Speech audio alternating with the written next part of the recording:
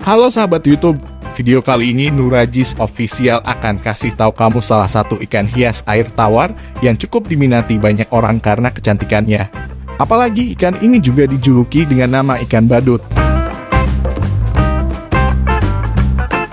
Tetapi sebelum itu jangan lupa subscribe sebagai bentuk dukungan kamu ke channel ini.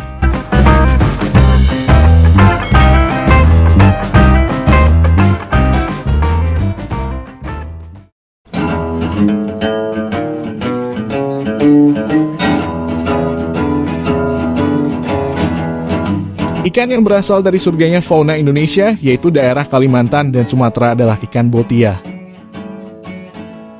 Namun karena banyaknya pecinta ikan ini, ikan botia saat ini sudah mendunia dan menyebar ke seluruh penjuru dunia melalui jalur perdagangan. Ikan botia atau yang lebih akrab dipanggil ikan botia badut ini sangat cocok untuk menghiasi akuarium kamu di rumah. Warnanya yang menarik dan bentuknya yang unik membuat ikan ini banyak diburu dan diminati penghobi ikan hias. Ikan dengan nama ilmiah Ceromobotia maceracanthus ini merupakan satu dari sekian member ikan loach paling indah. Mereka bisa menjadi hiasan tepat untuk akuarium. Kepribadiannya menarik, penampilannya juga cantik. Sehingga ikan ini memiliki nilai jual yang cukup tinggi. Ikan botia badut tumbuh dengan ukuran 16 sampai 20 cm. Tak ayal kalau ukuran akuarium mesti luas. Ikan ini juga suka pada tanaman-tanaman akuatik yang memenuhi akuarium. Sebenarnya botia badut bisa ditempatkan bersama ikan lain, namun mereka senang jika hidup dengan sesamanya. Mereka terbilang pemalu, namun aktif beraktivitas di siang hari. Pada tahun 1852, ahli iktiologi dan dokter asal Belanda, Peter Blecker, mengklasifikasikan ikan sebagai loach. Lalu pada 2004, ahli iktiologi lain asal Swiss bernama Maurice Cottelat membuat perubahan. Dia menilai kalau botia badut terpisah dari keluarga loach dan menamainya dengan Ceromobotia. Botia badut sendiri berasal dari Borneo, Kalimantan, Sumatera, Indonesia, dan Malaysia. Mereka menghuni anak-anak sungai. Tetapi, pada musim penghujan atau masa pemijahan, mereka bermigrasi ke hulu dan mendiami aliran atau anak sungai yang lebih kecil. Ukuran pH suhu air dan kekeruhan habitatnya tergantung musim. Namun botia badut liar biasanya hidup di aliran air lambat, daerahnya penuh dengan floral tebal dan kaya akan tempat bernaung. Biasanya ukuran maksimal ikan ini adalah 30 cm, namun di alam liar, mereka bisa tumbuh sampai 40 cm. Sementara harapan hidupnya sampai 20 tahunan. Ikan ini hidup aktif dalam kelompoknya. Mereka akan merasa nyaman jika jumlah sesamanya banyak, namun tangkinya juga lebih besar. Apalagi kalau tidak ada agresi intragrup yang mengganggu. Untuk substrat dasarnya Anda bisa menggunakan kerikil kecil atau pasir. Sediakan penutup di area dasar akuarium agar mereka bisa beristirahat dengan nyaman.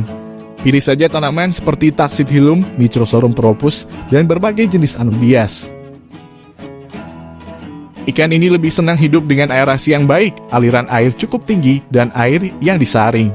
Anda mesti mengganti air, setidaknya 30% dari keseluruhan, seminggu sekali.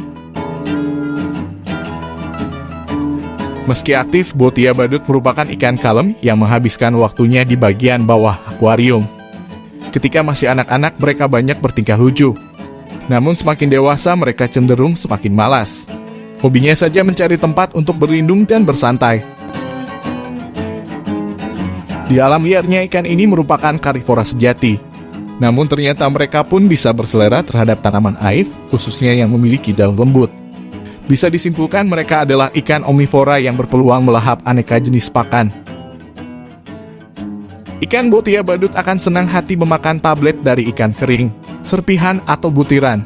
Makanan hidupnya berupa siput, udang air asin, cacing darah beku, dan cacing tubifax. Sedangkan makanan dari tanamannya yaitu potongan bayam mentium, daun seladang squash atau tablet khusus.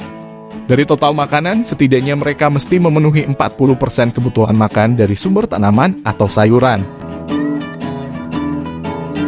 Ikan ini memang tidak rewel soal makanan Namun karena hal itu juga Anda mesti siap-siap untuk tidak kecewa ketika tanaman akuarium jadi rusak.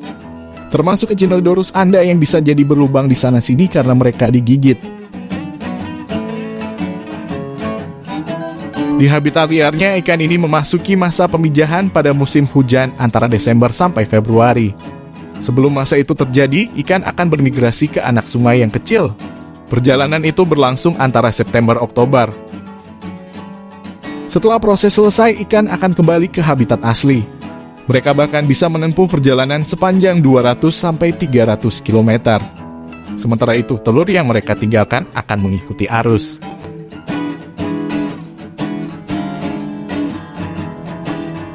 Terima kasih sudah menyimak video ini sampai akhir. Jangan lupa subscribe dan nyalakan juga lonceng notifikasinya, agar kamu tak ketinggalan video terbaru dari Nur Ajis Official. Sekian, semoga bermanfaat.